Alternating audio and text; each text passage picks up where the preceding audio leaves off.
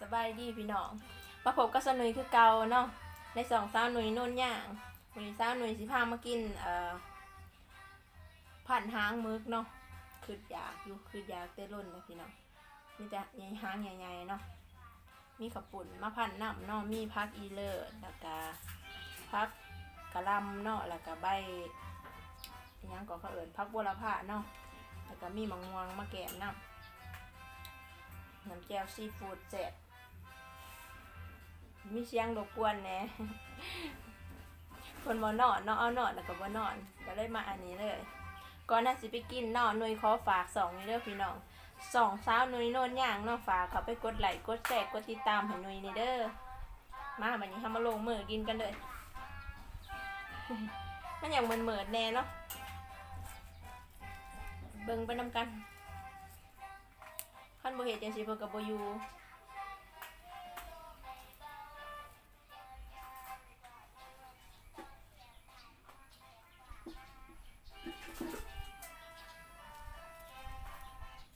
มื้อนี้บ่มีผู้อยู่นำเลยบ่มีผู้เอาให้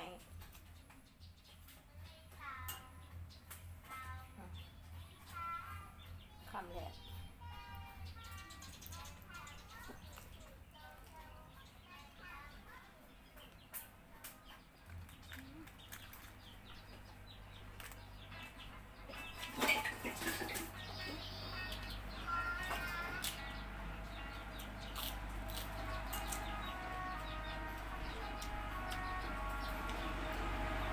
มันยังมีแจ้งมาข้างหลัง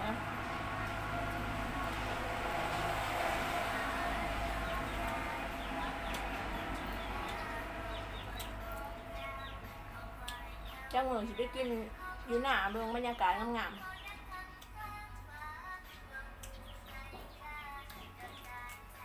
แต่ว่าตอนนี้เขาให้เฝ้าเฮือนให้เฝ้าบ้านก่อนคำที่2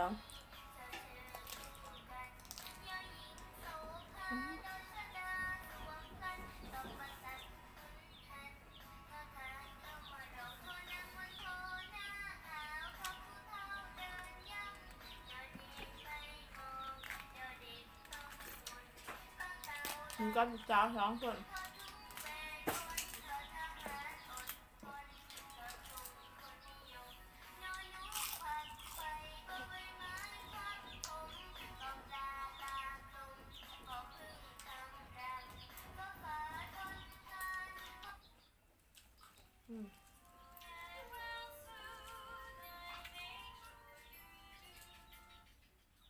บีบเองคนมันมีแสงบ่มี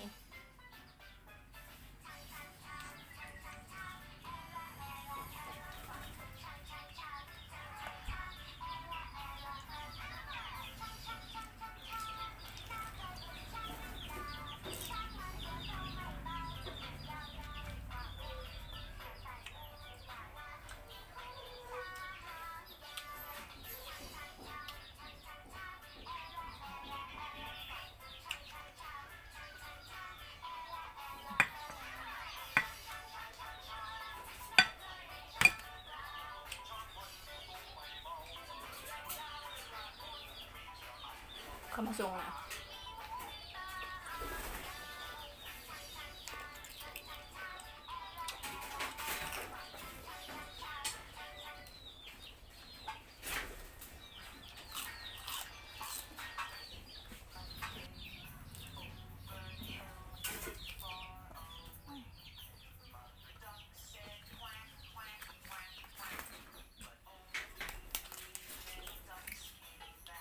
พร้อมพักนั่งเลย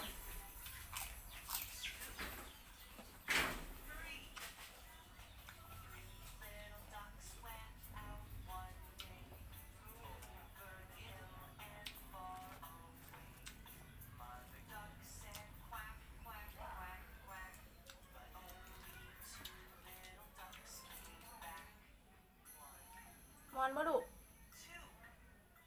อันไหนเบิ่งแล้วบ่ชน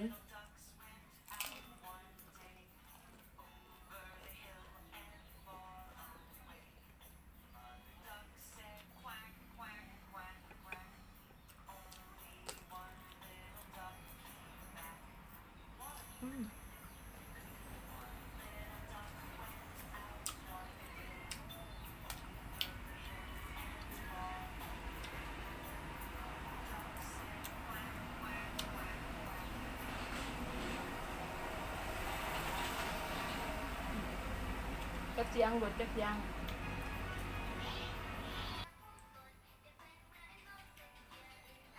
ที่มันกลม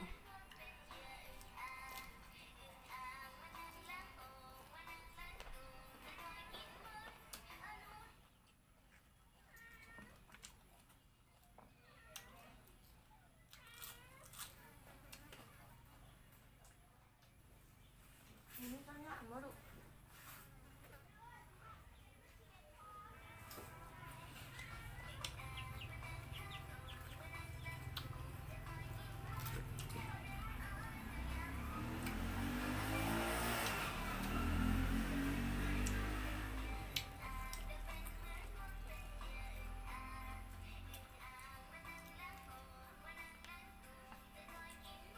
แสบใส่พักอันนี้เนาะเพราะว่า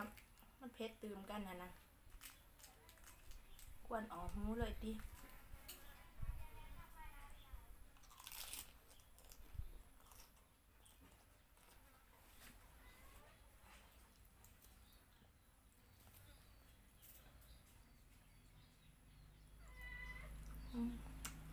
แมวกับพ่อแมวเนาะ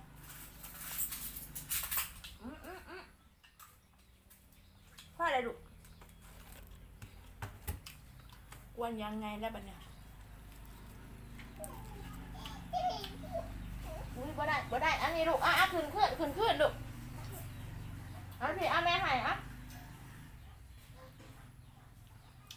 แซ่บบ่แซ่บแห้งบ่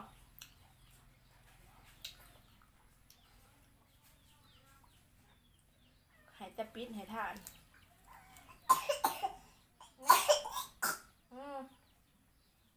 เดี๋ยวของแห้งได้จีลูกสาว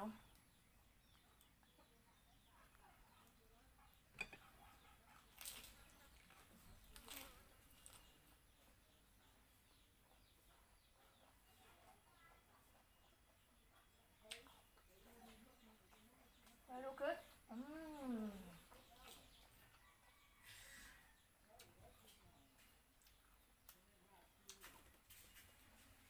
จับบลูกมาบ่ไหลเด้อมาบ่ไหลเด้อ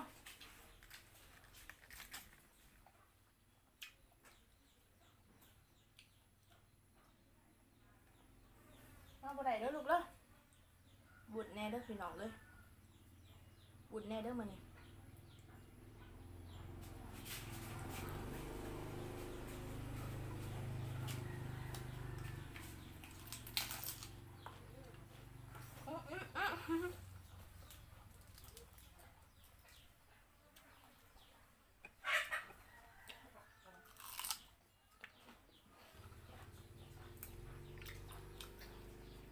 ลงบ่ไหลเด้อลูกเด้อเห็นแมวอย่าลงมาเอาแมวดื้อร้ายลูกสาวคนนี้บ่ไหวล่ะ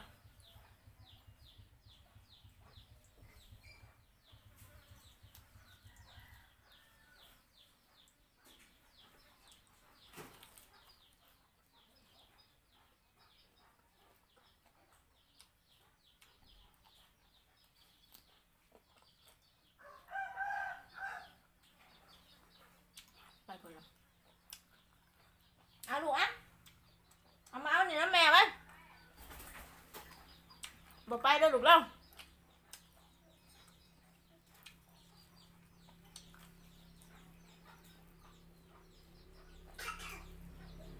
มาละ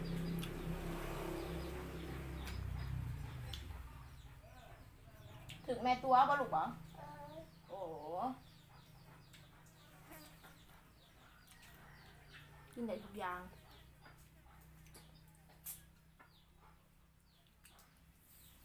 ขอแต่ให้กินหมักแยงแวนนะ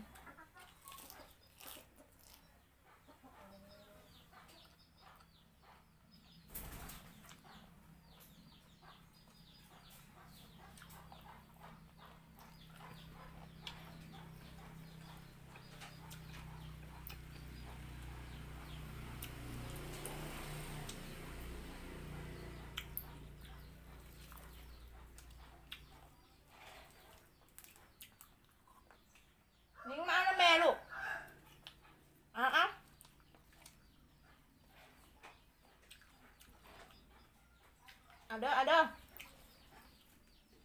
ตัวไปยังให้ออกเนาะเพิ่มเสร็จ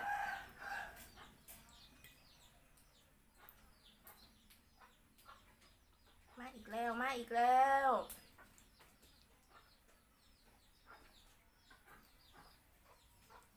บ่ได้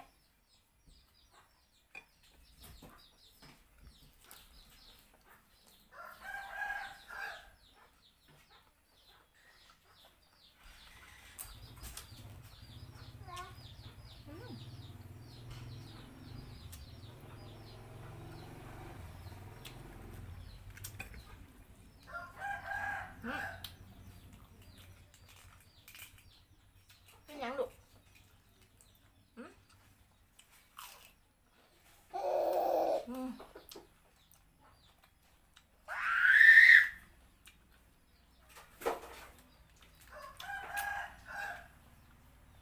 ไปแล้วลูก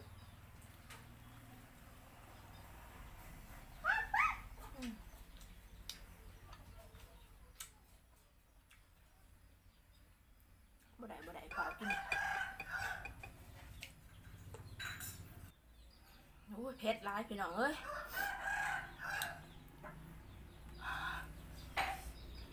แกเผ็ดด้วยบางม่วงอยู่กกนี่แหละ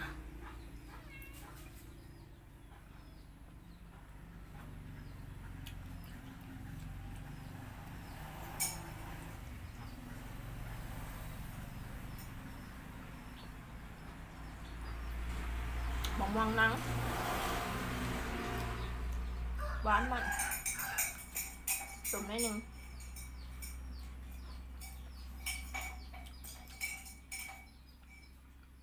มันจีบจำเลยแหละพี่น้องเป็นยังไง